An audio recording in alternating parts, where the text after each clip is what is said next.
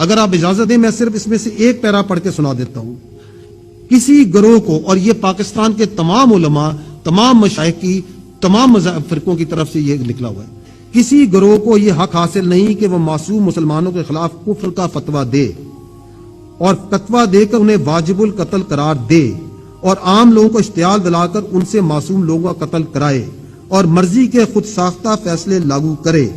इस किस्म के रवैये रियासत में फितना और फसाद का बायस बनते हैं। इस्लाम ने अमर बिल मारूफ और नही अनिल मुनकर का मंशद तय कर दिया है कि किसी बुराई को तब्दील करने के लिए कानून के मुताबिक इस्तेमाल सिर्फ बाख्तियार रियासती अदारों का हक है और किसी भी शख्स को इस ज़म में कानून अपने हाथ में लेने की इजाजत नहीं है। तो ये आपके उलमा भी ये कहते हैं। आपने field marshal chief army staff की बातचीत भी सुन ली, उन्होंने आपको कुरान की आयत पढ़ के सुनाया कि ये है हकीकत, ये है सच। तो we are not impressed by who says 200 meters from here or 2 kilometers from here or 200 kilometers from here. We are not impressed by that because that is false. हमें सिर्फ ये पता है कि हम और आप हक पे खड़े हैं। मैं कहता हूँ शहबाजे को साहब नहीं कहना चाहिए, ये साहब नहीं है। जिसने आप जो मायदे पर साइन किया ना शाह साहब, इन्हों साहब नहीं कहना हूं, इन्हों वही कहना मैं क्या सी उधर। हां ये वही है, ये उसको ही बड़ा है आके। हां ये उसको ही बड़ा है, एक कान खड़ी है। हां ये उसको ही बड़ा है। हाँ मैं सही गल कर रहे हैं, बस साहब किस चीज का हुआ ये? हाँ कायनात का आखिरी शाह साहब ने कह दिया। और गंदे कीड़े पाकिस्तान दे किसी कलीदी ओहदे ते बैठे होन या पाकिस्तान दी पार्लियामेंट दा हिस्सा होन या पाकिस्तान दे इस्लामाबाद दे हाई कोर्ट दी किसी कुर्सी उत्ते बैठे होवे और 1.5 फुटे पौने नूं मैं कहना चाहना कि तेनू गलत फहमी है और तू ये समझदा कि मैं गुस्ताखा नूं बचा लवांगा। एक कानून सानू पता कितने जोगा, साडे कोल कानून फारूक आजम वाला मौजूद है, लेकिन याद रखी तेरी कोर्ट वास्ते आने वास्ते वकील चाहिए। फारूक आजम दा कानून चलाने वास्ते कोई वकील नहीं चाहिए, ओदे वास्ते मुमताज कादरी दी एसएमजी ते गाजी अल-मुबीन दा छोरा चाहिए। एक याद रखी नामूसे रिसालत उते तू की तेरी नस्ल की एक मुल्क के ना हुजूर के नाम पे सारी दुनिया में उजड़ जाए, सानू परवाह नहीं, करूं तेरे नाम पे जा फिदा। अभी तो हमने बस खान खड़िए से बदला भी लेना शहबाजे से कि तू हुजूर दे गुस्ताख, आलमी गुस्ताख फ्रांसीसी सदर दे नाल किवें जफ्फी पाई सी, तेरे को बदला लेना है अजे। तू आ दे सही जरा थल्ले उधर दे सही पुत्र, प्रोटोकॉलों में घूम के जिस प्रोटोकॉल खत्म होना लब्बे कर तू दस देंगे। हां एंज नहीं, वो जमाना गया, वो गया। अब कौन है, अब कौन है? हम सर फिरों के साथ सर फिरा चले। हाँ बस वो जमाना गया जब मैनेजमेंट वाले थे। हाँ नून लीग रसीदियों मानो। हाँ फैसला करना पड़ेगा, या हुजूर के दीन के साथ या हुजूर की खत्म नबूवत के पैरोकारों के साथ खड़ा होना पड़ेगा। अगर तुम काने के साथ खड़े हो तो उनके पैरोकारों के साथ खड़े हो, तो फिर हम के यमामा में सिराजुद्दीन हज़रत खालिद बिन वलीद की तलवार लेकर मैदान में हाजिर हो।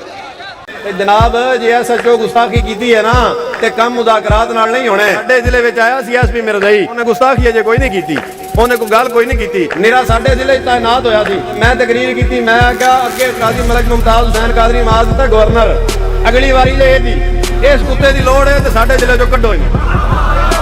अद्धे घंटे ही तबादला होया सी। आईजी बैठे सी चाइना, उन्हें पूछा एजेंसियां को, उन्हें आख्या कौन है, उन्हें आख्या पागल है।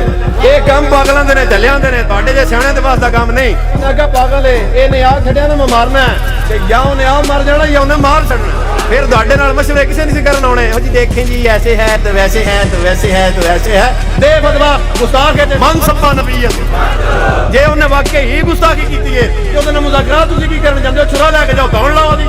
एसएचओ दे की है, वज़ीर आज़म भी होवे, हुजूर दा गुस्ताख है तो मन सब्बा नबीयत। पाकिस्तान के अंदर 295 कानून मौजूद है और इस कानून के इतलाक के लिए हमारे आप सब भाई वकला और आपकी तमाम ये जो जिम्मेदारान हैं और जो आपकी यहाँ तंजीम है वो सारे सेक्रेटरी सदर ये सारे हर वक्त हाजिर हैं। लेकिन एक गुजारिश मेरी ये है कि आप कोर्टों के अंदर बाहर इस कानून के ऊपर पूरा अमल दरामद करवाएं। अगर वो कानून नहीं चलता तो फिर हम इल्मुद्दीन वाला पूरा बाहर रखकर बैठे हुए हैं। ये मेरी पहली बात। मिर्जा साहब नहीं, मिर्जा यक्के तानू कोई तकलीफ होगी तो मैं दोबारा कह रहा मिर्जा यक्के जरा मेरी कानून का सख्त ओ भी यक्के जेड़े जेड़े उन्हें पैरोकार ओ भी यक्कन। आज तो बात की कहना मिर्जा खाना मिर्जा यक जेड़ा जेड़ा कानून लिखे खलोता खाने ते पैरोकार ना दो भी यक्के मैं गल कर रहा। मैं मैनू अगली भी गल आंदी, मैं अगली भी गल कर देगा, मैनू कोई मसला कोई नहीं। नारा अवाम दा मिर्जा जेल में हराम दा। اب یہ خبریں دوبارہ گردش کر رہی ہیں کہ انجینئر مرزا دجال شاطم رسول کو دوبارہ منظر عام پہ لانے کی سازش کی جا رہی ہے. تو میں اداروں سے یہ ایک بات کہنا چاہوں گا کہ ہمارے ادھر قاری صاحب ہیں, انہوں نے میلاد النبی صلی اللہ علیہ وسلم کے مرکزی سٹیج پہ ایک بات کی تھی, ٹھیک ہے. انہوں نے کہا تھا کہ ادارے اس بات کو نوٹ کر لیں, ساڈے لو تسی آج چھڑ دیو کل چھڑ دیو, سامنے اس گل غرض کوئی نہیں, لیکن جس دن انجینئر مرزا دجال کذاب شاطم رسول گستاخ رسول دوبارہ آیا نا واپس, اسی دن ممتاز حسین قادری کا جانشین دوبارہ حرکت میں آئے گا.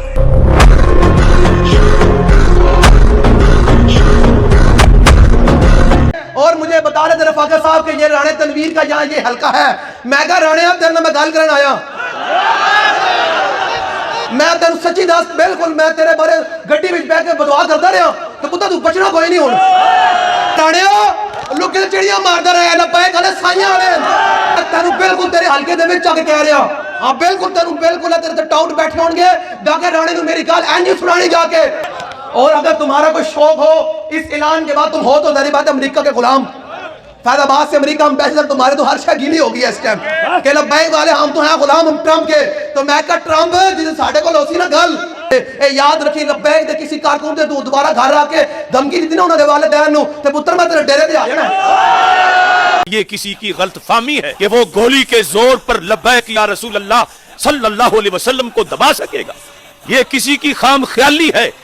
کوئی انگریز کا نوکر اور امریکہ کا چاکر, یہود و ہنود اور یہود و نصارہ کا کوئی ایجنٹ اگر یہ سمجھتا ہے کہ وہ لاشیں گرا کر اس نعرے کو دبا دے گا تو رب کعبہ کی قسم سینکڑوں نہیں ہزاروں نہیں لاکھوں سینے تیار ہیں جو گولیاں تو برداشت کر لیں گے مگر لبیک یا رسول اللہ کا پرچم نیچے نہیں ہونے دے.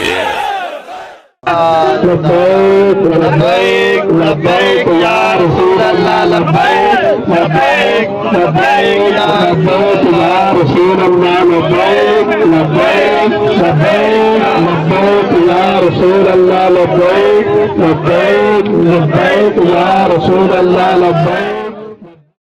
جن لوگوں نے بڑی محنت سے سالوں کی کمائی کر کے یہ جمع پونجی اپنی جمع کی تھی وہ تو لٹ گئی. یعنی ایک قسم کا آپ سمجھ لیں کوئی میدان جنگ انہوں نے بنا لیا تھا اسے. اور جو لوگ وہاں نعرے لگا رہے تھے لبیک یا رسول اللہ کے, تو یہ رسول اللہ صلی اللہ علیہ وآلہ وسلم کی تعلیمات کا مذاق اڑانے کے مترادف ہے. آپ صلی اللہ علیہ وآلہ وسلم کی تو ایسی کوئی تعلیمات نہیں ہیں. خیر وہ نعرے لگانے سے کم از کم عوام الناس کو پتہ چل گیا یہ کون سی پارٹی ہے, کن سے موٹیویٹڈ لوگ ہیں. اور یہ حقیقت بات ہے کہ اس طرح کے جو مذہبی گنڈے ہیں انہوں نے پاکستان کو نہ صرف غیر مسلموں کے لیے بلکہ مسلمانوں کے لیے بھی جہنم بنا دیا ہے پریکٹیکلی. اور ان کا علاج میرے پاس ہے, وہ انشاءاللہ میں نے برین سٹارمنگ کرنے کے بعد 3 نکاتی ایجنڈا رکھا ہوا ہے, وہ میں انشاءاللہ اینڈ پہ بتاؤں گا کہ ان کا علاج کیا ہے, جو اب کرنے کی ضرورت پڑ گئی ہے, ورنہ یہ معاملات اب رکنے کے نہیں ہیں. دوسروں کے مقدسات کا یہ احترام نہیں کرتے, اور دوسری طرف پوری دنیا کو ہم یہ میسج دیتے ہیں کہ اسلام جو ہے وہ ریلیجن آف پیس ہے, امن کا دائی ہے. اسلام کا مطلب ہی سلامتی ہے. To acquire peace by submitting your will to Allah, اپنی رضا اپنے رب کے حوالے کر کے امن و سلامتی کا حصول اس دنیا میں بھی اور آخرت میں بھی, یہ اسلام کی ڈیفینیشن ہے. اور پریکٹیکلی اس وقت مسلمان انسانیت کے لیے ایک درد سر بن چکے ہیں. ہے مٹھی بھر ہیں, میجورٹی مسلمانوں کی ایسی نہیں ہے, لیکن چونکہ ڈومیننٹ ہیں, مسندوں پہ یہ لوگ بیٹھے ہوئے ہیں, باقی لوگوں کو ڈرائیو کرتے ہیں اور ان کی برین واشنگ کر کے چڑھا دیتے ہیں اپنے مخالفین کے اوپر. فیض آباد دھرنے کے اوپر جو قاضی فائز عیسیٰ نے فیصلہ تحریر کیا تھا ان دھرنوں کے بارے میں, ان مذہبی جنونی لوگوں کے بارے میں, خصوصاً اسی جماعت کے بارے میں جس کو اس وقت کی اسٹیبلشمنٹ نے اس وقت کی پولیٹیکل گورنمنٹ کو کمزور کرنے کے لیے یوز کیا, اگر اس فیصلے کے اوپر عمل ہوا ہوتا تو یہ دن ہمیں نہ دیکھنے پڑتے, اور انصاف ہو, ڈیٹرنس قائم ہو تو پھر نیکسٹ واقعات رکیں گے. لیکن تاریخ یہ ہے کہ آج تک کسی بھی واقعے کا کوئی اینڈ رزلٹ اس حوالے سے نہیں نکلا کہ کسی کو سزا ملی ہو. آج سے آلموسٹ 10 سال پہلے 2013 کے اندر بھی جوزف کالونی والا ایک ایشو ہوا تھا جس میں اس سے بڑی تباہی ہوئی تھی. 1000 کے قریب घर जल गए थे। उसमें 115 बंदे फाइनल नॉमिनेट हुए थे, साबित भी हो गया कि ये लोग शामिल थे, लेकिन बड़ी अदालतों में जाके वो छूट गए इस वजह से कि उनके मुखालफीन जो है उन्होंने जो शवाहिद वाला मामला है उसमें जाके कमज़ोरी दिखाई। ज़ाहिर है सबको अपनी जान अजीज़ है, उन्होंने फिर उन मुजरिमीन को पहचानने से इनकार कर दिया जो कि वाकई मुजरिमीन थे।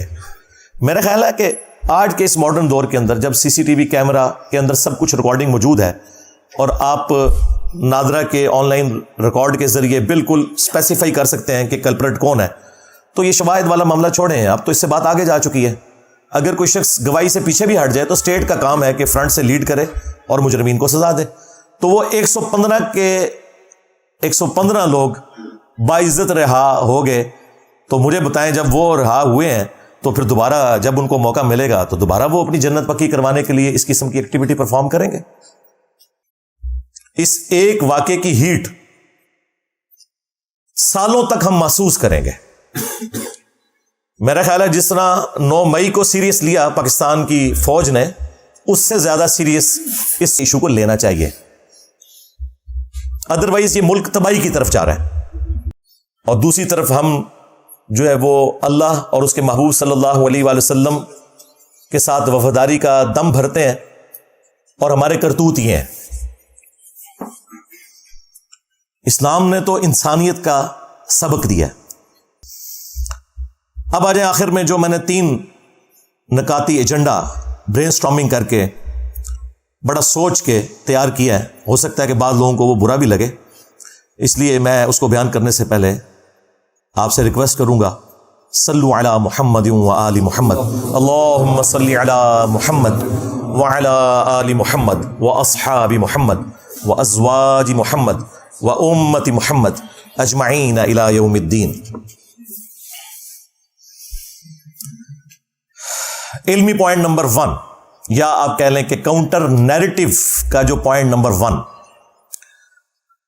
वो है फौरी इंसाफ।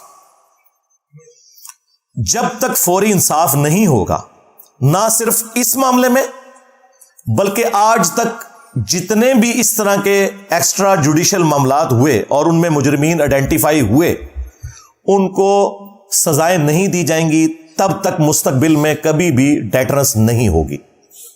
इससे भी आसान अल्फाज में मैं समझाता हूं कि जिस तरह हमारी अदालतें तौहीन अदालत के मसले में बड़ी सेंसिटिव हैं और हमारे रियासती इदारे हुब्बुल वतनी के नाम के ऊपर किसी को गद्दारे वतन जब कह रहे होते हैं और वो समझ रहे होते हैं, उस मामले में जितने वो सेंसिटिव हैं, या अभी हालिया जो ये 9 मई वाला वाकया हुआ, इसके ऊपर जितने सेंसिटिव हैं और फौरन वो सारे के सारे मामलात उन्होंने तय कर लिए हैं कि अब ये भी होगा, ये भी होगा, वो भी होगा, और सेनेट से भी उन्होंने अब फाइनल अप्रूवल करवा ली है और कितनी उन्होंने एक्ट्स के अंदर तब्दीलियां करवा ली हैं।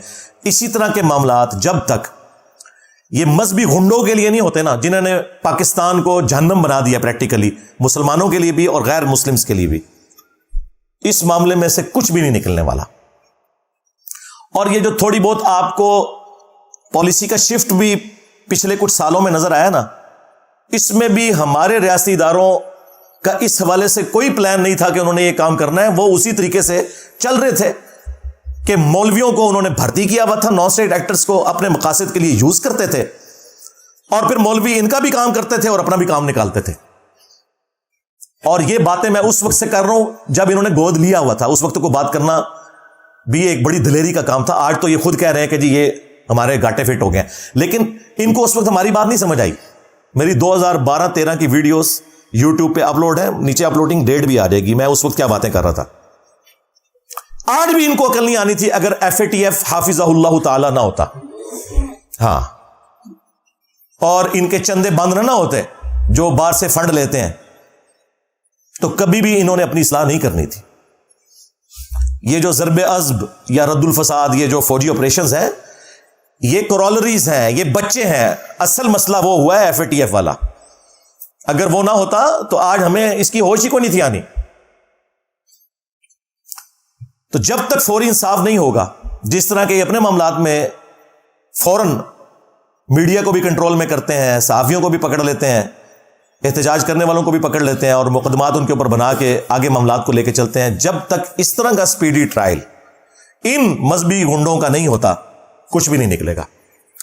इल्मी पॉइंट नंबर 2 या काउंटर नैरेटिव का पॉइंट नंबर 2, मैंने एक टर्म इस हवाले से इंट्रोड्यूस की है कि अभी तक जो फौजी ऑपरेशंस थे ना, जो बड़े दो हुए FATF की वजह से, ज़रब अज़्ब और रद्दुल फसाद, अब एक और फौजी ऑपरेशन लॉन्च होना चाहिए, उसका नाम होना चाहिए रद्दुन निफाक, क्योंकि ये बेसिकली जो मजहबी दहशतगर्द है ना, ये मुनाफिक है अमलन।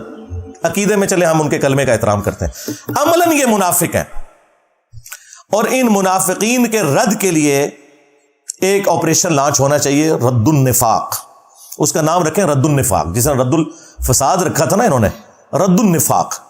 जो इस तरह के मुनाफिकीन हैं जो इस्लाम की सफ़ों में घुसे हुए हैं, ख्वाह वो मुसलमान बन के हैं या जिस तरीके से भी, इनके खिलाफ ऑपरेशन होना चाहिए। और उसके लिए क्या किया जाए, उसमें इस किस्म के जितने बड़े बड़े लोग हैं उनसे गन पॉइंट के ऊपर इस तरह के तमाम माजी के जो वाकयात हैं या जो ये हालिया वाकया हुआ, इसकी मजम्मत करवाई जाए, यानी कि आपकी लैंग्वेज में प्रेस कॉन्फ्रेंस करवाई जाए।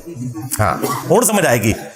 जिस तरह 9 मई के बाद प्रेस कॉन्फ्रेंसेस करवाई गई है ना, ये सिर्फ सॉफ्ट टारगेट पॉलिटिशियंस ही होते हैं कि उनसे आप प्रेस कॉन्फ्रेंसेस करवा लेते हैं। मौलवी तो कोई आपके काबू नहीं आता। मैंने तो कोई इस किस्म का गुंडा मौलवी नहीं देखा जिसने कभी दबे अल्फाज में भी मजम्मत की हो।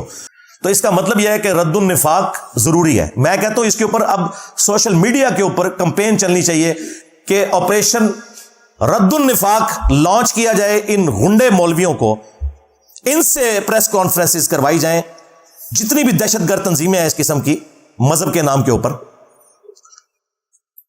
उनसे लाकर बयान दिलवाए जाएं और वो इसकी मजम्मत करें।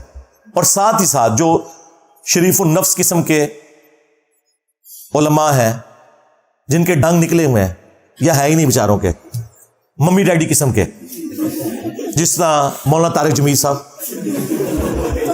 मुफ्ती तकी उस्मानी साहब, मुफ्ती मुनीबुर रहमान साहब, साकिब रजा मुस्तफ़ाई, इस किस्म के जो लोग हैं ना, इन लोगों को, जिनकी फैन फॉलोइंग बहुत ज़्यादा है, इसमें कोई शक नहीं है, इन लोगों को फ्रंट पे ला के, ये तो बगैर किसी धमकी के भी प्रेस कॉन्फ्रेंस करने के लिए तैयार हो जाएंगे। शरीफ लोग बेचारे, हाँ, खुद विक्टिम है इन्हीं दहशतगर्द तंजीमों के ये लोग। इनसे कम से कम इनसे तो बयानात दिलवाए जाएं इन लोगों के खिलाफ जिन्होंने ये एक्टिविटी परफॉर्म की। ये रद्दुन निफाक का पहला हिस्सा है जो मैं बयान कर रहा हूं। और दूसरा हिस्सा जो है ना, वो इल्मी पॉइंट नंबर 3 है, जो काउंटर नैरेटिव का तीसरा पॉइंट है। ये भी मैं आज ऑन एयर पहली दफा, इसके लिए मैंने टर्म सोची मैं क्या डिवाइस करूं।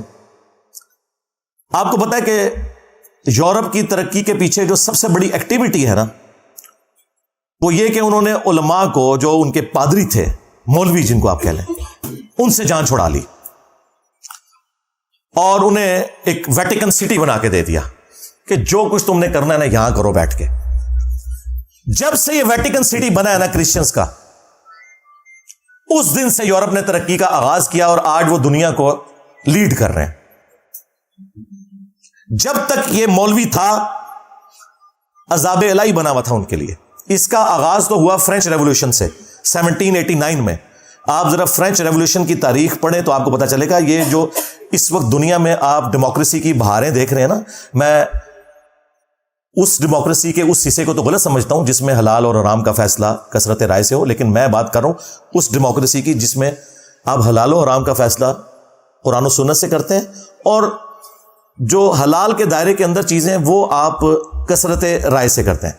बहरहाल, ये जो बरकत आज आप देख रहे हैं ना, इसका आगाज फ्रेंच रेवोल्यूशन से हुआ है। इससे पहले इंसान इंसानों के गुलाम थे एम्पायर्स की शक्ल में। नबी सल्लल्लाहु अलैहि वसल्लम ने जो रेवोल्यूशन बर्पा की खिलाफत राशिदा के दौर के अंदर, तो वो बड़े अच्छे तरीके से चली, लेकिन बाद में फिर एक सुपर पावर हम भी बन गए और बनु उमैया और बनु अब्बास ये भी एम्पायर्स खड़ी हो गई, और फिर वही सिलसिले शुरू हो गए जो रोमन्स के थे, पर्शियंस के थे। फ्रेंच रेवोल्यूशन जो आई है, इसने पहली दफा वो आप समझ लें कल्ट तोड़ा।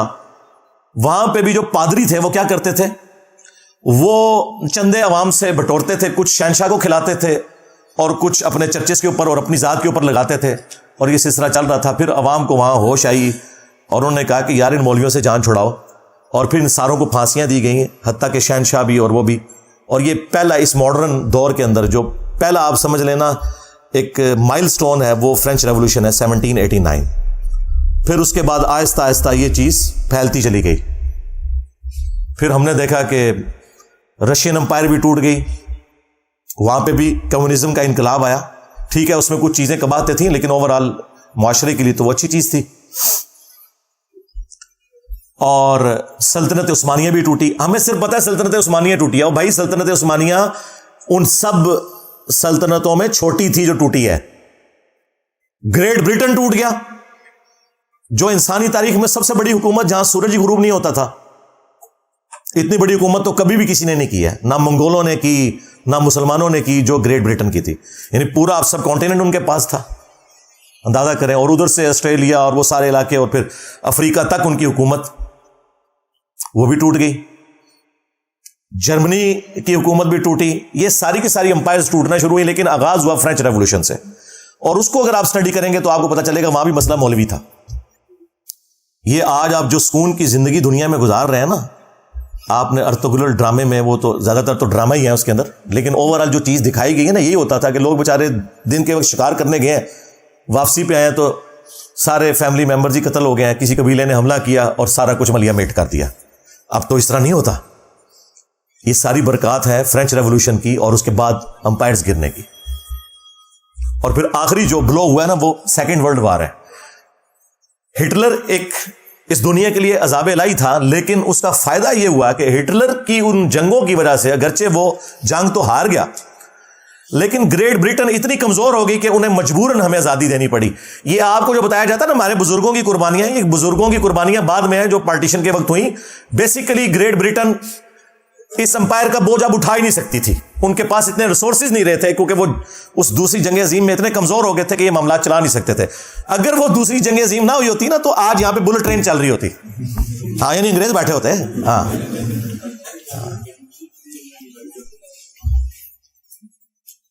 تو یہ سارے کے سارے جو معاملات ہوئے تو میں نے وہ بات اس سے سٹارٹ کی تھی کہ یہ مولویوں کو جب انہوں نے نکالنا ترقی کی ہے تو میرا یہ مطالبہ ہے، یہ کاؤنٹر نیریٹو میں پوائنٹ نمبر 3 ہے کہ ویٹیکن سٹی کے طرز کے اوپر ایٹ لیسٹ پاکستان میں ایک مولوی سٹی بنانا چاہیے، اس کا نام بھی مولوی سٹی ہو. اور یہ تو فخری اپنے آپ کو مولوی کہتے ہیں نا، مولوی بہت آنریبل لفظ ہے. ہمارا محبوب، ہمارا آقا مولانا، ہم نبی الاسلام کے لیے بھی درود شریف میں اللہم صلی علی سیدنا و مولانا استعمال کرتے ہیں. اللہ کے لیے بھی ہوتا ہے انتا مولانا، لیکن وہ پھر اور معنوں میں ہو جائے گا، وہ تو الٹیمیٹ معنی ہے. لیکن یہاں پہ تو مولوی سٹی بنایا جائے جسٹ لائک ویٹیکن سٹی، اور اس طرح کے سارے مولوی وہاں پہ بھیج دیے جائیں. میں نہیں کہتا کہ انہیں آپ پھانسی چڑھائیں، وہاں انہیں رکھیں، ساری فیسلٹیز دیں ان کو، اور جو بندہ اس کے لیے کوالیفائی کرتا ہے نا اسے وہاں پہ یہ رکھنا شروع کر دیں. اور آپ دیکھیں گے کچھ عرصہ تک تو یہ معاملات خراب رہیں گے لیکن پھر بہتری آنا شروع ہو جائے گی. آج آپ کو جو ویٹیکن سٹی میں بیٹھے ہوئے پاپ اور اس کے جو ہواری ہیں ان کے اندر جو اتنی سادگی اور یہ چیزیں سب کچھ نظر آ رہی ہیں نا، اس وجہ سے کہ ڈنگ نکل گیا ہے. ورنہ یہ ساری صلیبی جنگیں مسلمانوں کے خلاف انہی مولویوں نے کی ہوئی تھی، پادریوں نے. یہ پوپ جو آج کل اتنے منکسر المزاج ہیں کہ وہ غریب لوگوں کے پاؤں دھو رہے ہوتے ہیں یہ بتانے کے لیے کہ ہمارے اندر کتنی عاجزی ہے، یہ وہ لوگ ہیں جنہوں نے صلیبی جنگیں کروائی ہوئی ہیں. پوری دنیا کا امن ان لوگوں نے برباد کیا ہے. خدا بھلا کرے جب یہ ویٹیکن سٹی بنا ہے نا اس کے بعد سے یورپ نے ترقی کی اور دنیا میں سکون آیا. میں بھی یعنی اس وقت پریکٹیکلی تو آرمی چیف سے ہی کہوں گا، اس کی وجہ یہ ہے بدقسمتی ہے ہماری.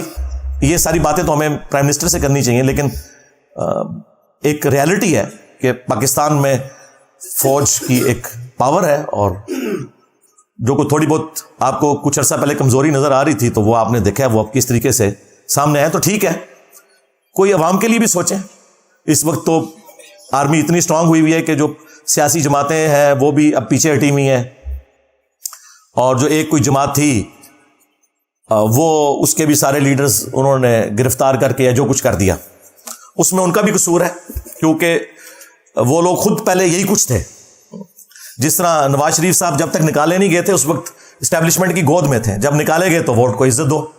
عمران خان صاحب نے جو اپنے مخالفین کے ساتھ کیا اسٹیبلشمنٹ کے ساتھ مل کے، جو شرمناک حرکتیں کی، آج وہ بھگت رہے ہیں. ہم اس وقت بھی کہتے تھے کہ یہ آپ کے ساتھ بھی یہ کچھ ہوگا، اور میں نے اس وقت بھی کہا تھا، اس وقت ہم آپ کے لیے آواز اٹھائیں گے جس طرح آج آپ کے مخالفین کے لیے اٹھا رہے ہیں، اور الحمدللہ اٹھائی۔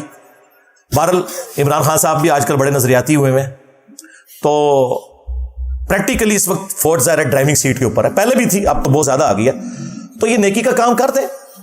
اور وہ فوری انصاف والا جو میں نے 3 پوائنٹس بتائے تھے، نمبر 1 فوری انصاف، نمبر 2 رد النفاق، یہ تو فوج کے کرنے کا کام ہے رد الفساد کی طرح، اور نمبر 3 مولوی سٹی کا قیام، ہاں فوراً سے پہلے عمل میں لایا جائے۔ یہ عوام کا درینہ مطالبہ ہے کہ ویٹیکن سٹی کے طرز کے اوپر ایک مولوی سٹی بنایا جائے۔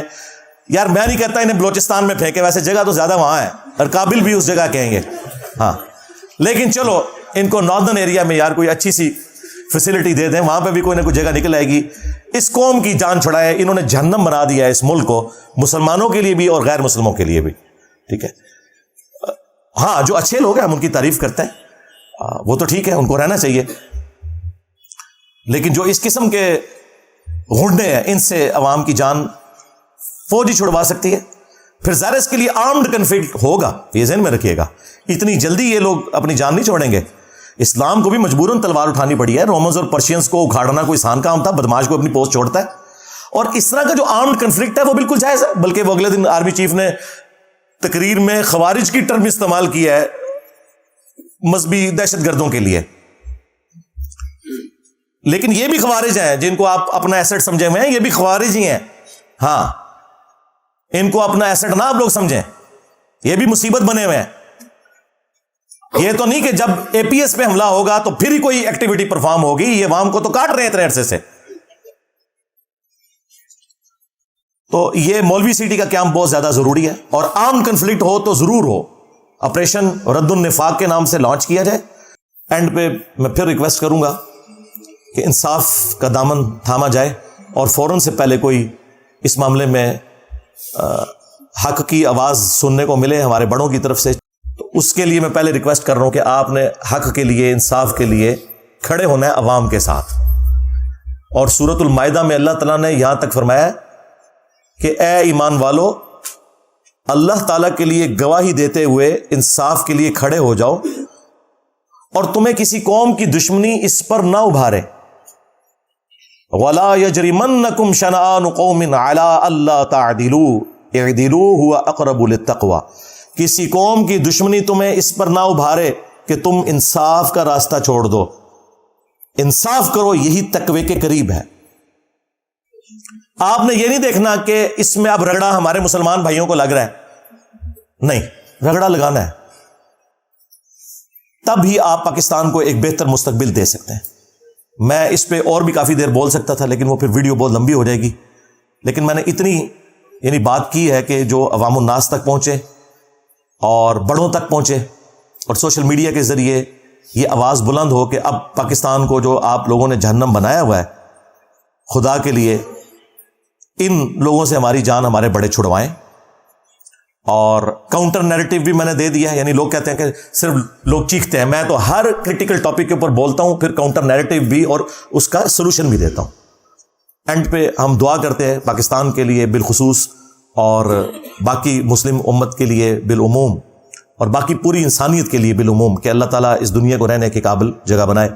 اللہم انی اسألک بانک انت اللہ لا الہ الا انت الاحد الصمد الذي لم يلد ولم يولد ولم يكن له كفوا احد والهكم اله واحد لا الہ الا هو الرحمن الرحیم الف لام میم اللہ لا الہ الا هو الحی القیوم اللهم صل على محمد وعلى آل محمد اللهم ربنا آتنا في الدنيا حسنة وفي الآخرة حسنة وقنا عذاب النار ربنا آتنا من لدنك رحمة وهيئ لنا من أمرنا رشدا اللهم أحسن عاقبتنا في الأمور كلها وأجرنا من خزي الدنيا وعذاب الآخرة۔ اے اللہ، جن جن بھلائیوں کا سوال تیرے محبوب صلی اللہ علیہ وآلہ وسلم نے تجھ سے کیا، ہمارے حق میں، ہمارے ماں باپ کے حق میں، پوری امت کے حق میں قبول و منظور فرما۔ خصوص بالخصوص اے اللہ کشمیر میں، انڈیا میں، فلسطین میں، چائنا میں، افغانستان میں، شام میں، عراق میں، یمن میں، جہاں کہیں بھی مسلمان پاکستان کے اندر بھی کس پرسی کی زندگی گزار رہے ہیں، غیب سے ان کی عزت آبرو جان و مال کی حفاظت فرما۔ اے اللہ خصوص بالخصوص ہمارے ملک پاکستان کی خیر فرما، اسے اندرونی اور بیرونی خطرات سے محفوظ فرما، اسے رہنے کے قابل بنا، اے اللہ اسے ترقی عطا فرما، اور یہاں پر یہ جو مذہبی گنڈے ہم پر مسلط ہوئے ہیں، اے اللہ ان کے شر سے ہماری جان چھڑا، اور پاکستان کو مسلمانوں کے لیے بھی غیر مسلموں کے لیے بھی ایک امن کا گہوارہ بنا۔ اے اللہ حاضرین کے دلوں میں جو جو نیک اور جائز دعائیں ہیں قبول و منظور فرما۔ اے اللہ جو مسلمان فوت ہو چکے ان کی مغفرت فرما، جو زندہ ہیں انہیں قبر و آخرت کی تیاری کرنے کی توفیق عطا فرما۔ اے اللہ تمام مسلمانوں کی تمام دینی دنیاوی جسمانی روحانی ظاہری باطنی پریشانیاں تکلیف مصیبتیں دکھ درد بیماریاں دشواریاں دور فرما۔ سبحان ربک رب العزت عما یصفون وسلام علی المرسلین والحمد للہ رب العالمین وصلی اللہ علی النبی الکریم وعلی آلہ واصحابہ اجمعین الی یوم الدین آمین۔